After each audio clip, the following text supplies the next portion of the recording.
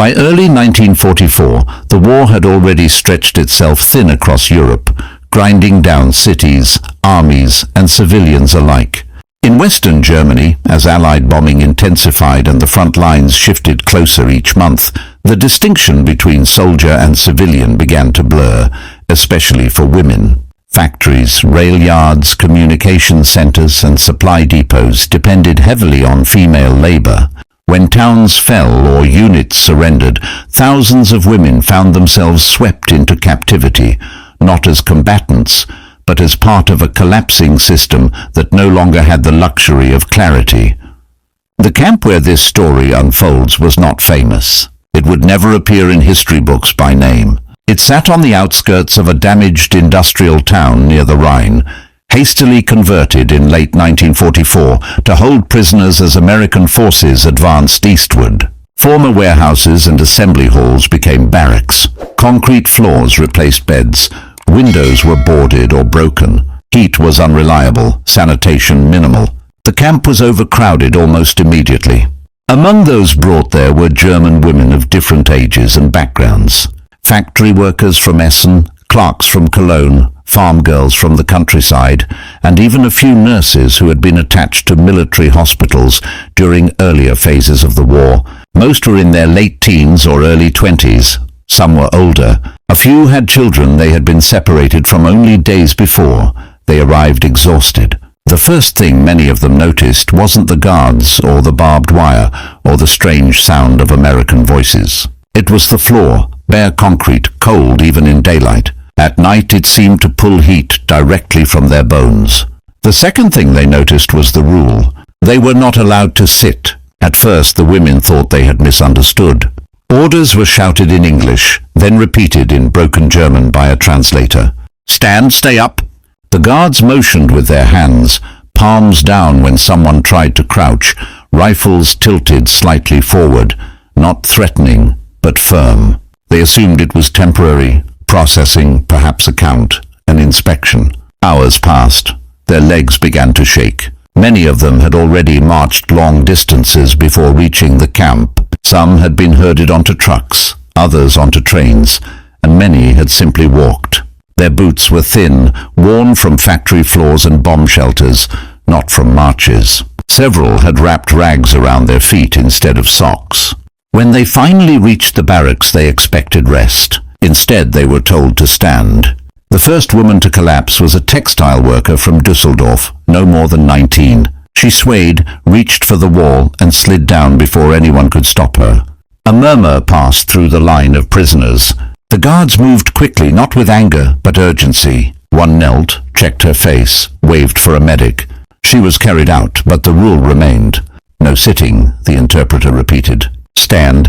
No explanation was given. As the day wore on, pain replaced confusion. Calves burned, knees locked, lower back screamed. Some women shifted their weight from foot to foot, trying to keep circulation moving. Others leaned against one another, sharing balance the way tired passengers do on overcrowded trains. Whispers spread. They're doing this on purpose. It's punishment. They want to break us. The truth was more complicated and far less cruel than many feared, but at that moment, none of them could know that.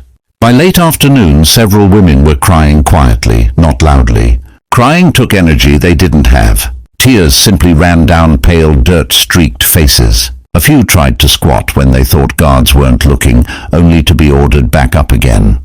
They won't let us sit, one woman whispered in disbelief. They won't let us sit at all. Night came early that winter. The lights inside the barracks were harsh, bright bulbs that never fully dimmed. Shadows stretched across the concrete floor. The women were still standing. At some point, American medics arrived. Real medics, not guards pretending to know what they were doing. They moved along the line, observing quietly.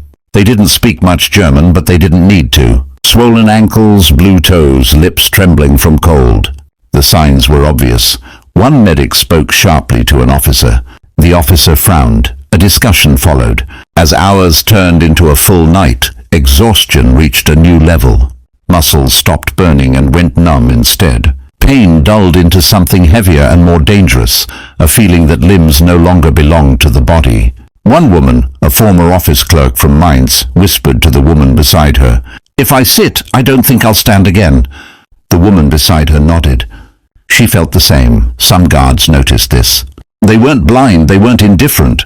They simply had orders and limited resources. The camp was understaffed. Supplies were short. The front was still moving. Just before dawn, a change finally came. The women were ordered row by row to walk slowly around the interior of the barracks. Not marching, walking, circling, keeping blood moving. Guards watched closely, correcting posture, forcing anyone who slowed too much to keep going. Some women nearly collapsed anyway, but fewer did. Food arrived later that morning. Thin soup, bread that was hard but edible. It was eaten standing. By the second day, anger replaced fear. The women were no longer just tired. They were humiliated. Guards sat on crates outside, resting their legs while the prisoners stood inside. The contrast felt deliberate, even if it wasn't. "They think we're animals," one woman muttered. "They think we deserve this." By the third day, the standing rule still hadn't been lifted.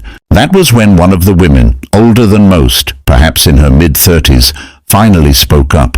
Her German was clear and firm. Her English was limited, but her meaning was not. "My legs," she said, pointing. "No sit pain." The guard looked at her, really looked. He called over a medic. The medic knelt in front of her, pressing fingers gently against her calves, her ankles, the tops of her feet. He checked color, temperature, response. He stood up slowly. Then he said something that changed everything. "They need benches," he told the officer. "Wood, not the floor," the medic repeated, "or we'll lose more." Within hours, planks began to appear. Not enough for everyone, not comfortable, but raised off the ground. Crude benches assembled from scrap lumber and packing crates. The rule wasn't lifted completely, but it was modified. The women were allowed to sit briefly in shifts, only on wood, never on concrete.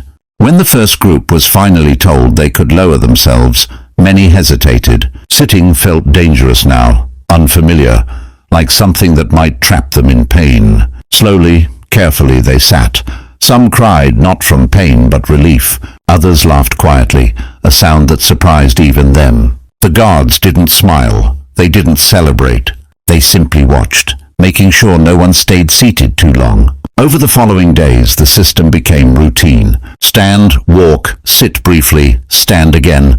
Medical checks increased. Socks were issued where possible. Dry cloth replaced wet rags. Boots were inspected. The women began to understand. "They weren't trying to hurt us," one said quietly weeks later. "They were trying to keep us from losing our legs." The realization didn't erase the suffering, but it changed how it was remembered. By early 1945, as the war neared its end, many of these women would be transferred to larger camps, repatriated or released. Some would return home with scars, physical and emotional. Others would carry the memory of those first days in captivity for the rest of their lives. Not as a story of cruelty, but as a story of misunderstanding, exhaustion, and the thin line between harm and help in a world collapsing under its own weight. "They won't let us sit," they had said. What they didn't know, what they couldn't know then, was that sometimes in war, even mercy can feel like punishment when no one has the strength left to explain it. If these stories matter to you and you want them to reach more people, please consider liking the video. We're also very close to 1,000 subscribers, and your support truly helps keep these stories alive. These are the small human stories behind the headlines of war, stories of endurance, confusion, quiet mercy, and the slow dawn of understanding. Thank you for listening. If you found value in this account of those forgotten days in a makeshift camp near the Rhine, please share it. History is not only made of battles and treaties, but also of aching legs, cold concrete, and the moment someone finally listened.